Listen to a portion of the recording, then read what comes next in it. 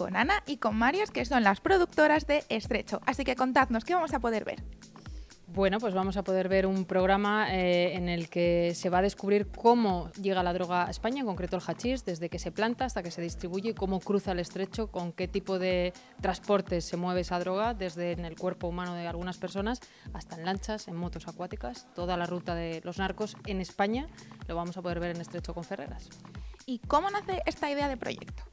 A ver, esta idea nace un poco de la necesidad de contar una realidad que está dentro de nuestras fronteras, que nosotros veníamos contándola a lo largo de estos años, ¿no? En México, en Medellín, en Latinoamérica, donde las realidades son más duras, pero esto existía dentro de nuestras fronteras, ¿no? Entonces teníamos esa necesidad de contar de alguna manera lo que están viviendo y sufriendo muchas personas en el campo de Gibraltar, que es una realidad que sucede porque es una zona estratégica y entre dos países, Marruecos, España, entre dos continentes, África, Europa, y sobre todo porque somos la puerta de entrada de la droga, no solamente en España, sino para toda Europa, ¿no? Entonces esto había que contarlo desde todos los ángulos para que el espectador se haga una idea, le expliquemos todo muy mascado y sobre todo pueda verlo con sus propios ojos, qué es lo que sucede y cómo funcionan estas redes del narcotráfico.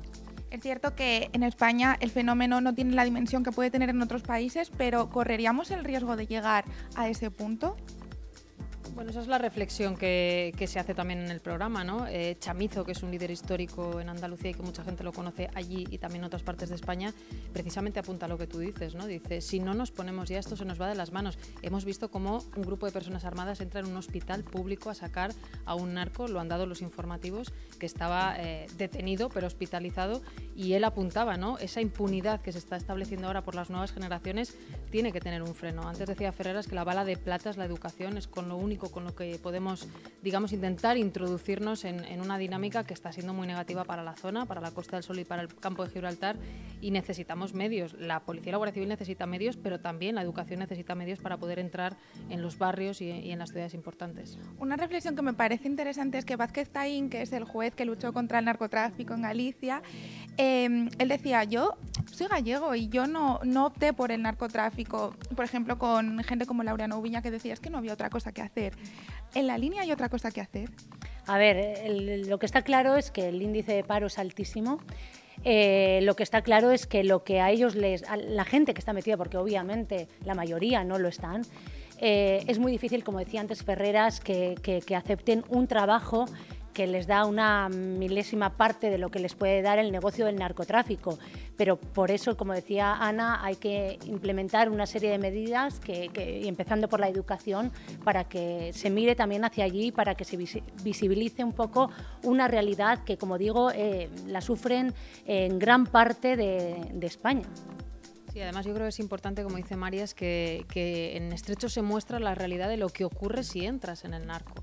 Si tú entras en una organización del narcotráfico con un gesto tan sencillo como avisar por teléfono móvil de que viene la Guardia Civil, te estás implicando ya mucho, ¿no? Y si además de eso produces la droga o mueves la droga dentro de tu cuerpo, en el mejor de los casos puedes acabar detenido y en el peor de los casos puedes acabar muerto. Vamos a ver en el segundo capítulo, el arranque es absolutamente estremecedor y es un bellotero, una persona que se come veintitantas bolas de hachís y tiene que fumar heroína para poder sobrevivir a eso, que es muy continuo en su vida. Prácticamente cada semana hace ese viaje del Estrecho. Si te metes en una organización como esa, tiene consecuencias y esto es bueno también que se visibilice y es lo que hemos intentado en Estrecho.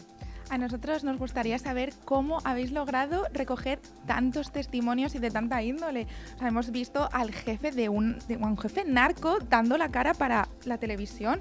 ¿Cómo se logra eso? A ver, son meses de mucho trabajo. Tenemos un equipo de investigadores que están por aquí en 93 metros, que hacen una labor alucinante, ¿no? Y todo parte un poco, lo decíamos antes, de la honestidad y de tratar de pegar a la puerta de forma educada, diciendo, estamos aquí, hacemos esto, nos dedicamos a esto y queremos escuchar qué hacéis y cómo lo hacéis, ¿no? Y por qué lo hacéis, ¿no? Que muchas veces yo creo que pues, cuando se hacen reportajes de este tipo no se cruza esa línea, ¿no? Y estamos cómodamente en la línea de lo legal, que es mucho más fácil, pero creo que era necesario cruzar esa línea para visibilizar este tema y un poco para mostrar al espectador cuál es esta realidad para poder cambiarla. No, iba a decir que es enriquecedor trabajar con una productora como 93 metros, que ellos están muy acostumbrados a hacer este trabajo fuera, lo han hecho en lugares peligrosísimos y más difíciles como México, como Colombia, Venezuela, Honduras. Acaban de estrenar una nueva temporada, el capítulo de Italia tiene una pinta maravillosa, de clandestino, y para nosotros era muy enriquecedor en Neutral podernos unir y unir lo que cada uno sabemos hacer para poder ponernos en marcha con Estrecho, ¿no? Y es verdad que desde todos los puntos de vista, quizá la parte que más va a sorprender, aunque vamos a ver las fuerzas de seguridad y a la gente del Estrecho, es la parte que 93 metros conoce bien, que es los narcos, en todas las escalas, desde el jefe, como tú decías, hasta abajo en la cadena. Y viendo esta estampa, aquí 3 mujeres, también me parece también reseñable decir que sois 2 productoras que, pues, sí, pero pequeñitas, tal. Que estamos creciendo poco a poco. Claro, y me gustaría reseñable porque sois 2 productoras pequeñitas y 2 mujeres al mando, y en la época en la que vivimos creo que es importante señalar que las mujeres somos empoderadas y estamos aquí y eso es un síntoma de normalidad. Yo creo que los nuevos tiempos que hay en nuestro país, especialmente desde el 8 de marzo, pero que recogen un poco el trabajo de tantas y tantas mujeres y que nosotras cogemos el testigo, pues habla de que España ha cambiado también, ¿no? Y que para nosotras ha sido un gusto trabajar en este proyecto. Somos las directoras de un proyecto que presenta Ferreras y que es una cosa normal porque en las redacciones, en el equipo de 93 metros y en el nuestro está lleno de mujeres talentosas, en fórmula también. Y bueno, hay hombres y hay mujeres y la cuestión es trabajar con normalidad. ¿Por qué Marías dirige parte del proyecto? Porque tiene un talento increíble para hacerlo, no porque sea mujer. ¿Por qué Ferreras es el conductor del programa? Porque tiene un talento increíble. O sea que todo, yo creo que si se le da normalidad llegará a un punto en el que esto tampoco sea remarcable.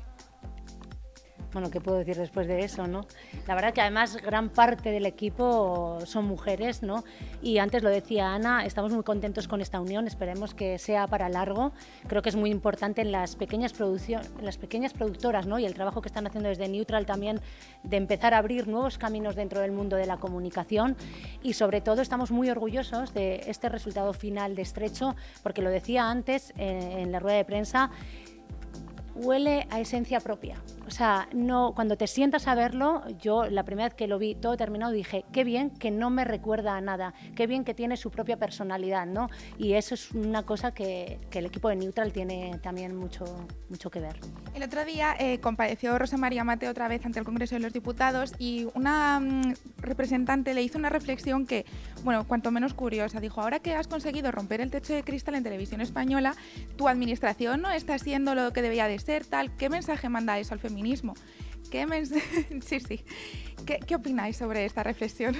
Pues que cada una suma sus reflexiones y su manera de contribuir a algunas causas. Yo soy feminista, creo que ser feminista simplemente consiste en que Ferreras y yo tengamos las mismas oportunidades, nuestro hijo y nuestra hija tengan las mismas oportunidades, y más que techo de cristal, porque hablamos de un proyecto dirigido por 2 mujeres, me gusta un nuevo concepto que se ha introducido, que es el suelo pegajoso, en el que nos movemos a veces las mujeres por el hecho de ser mujeres.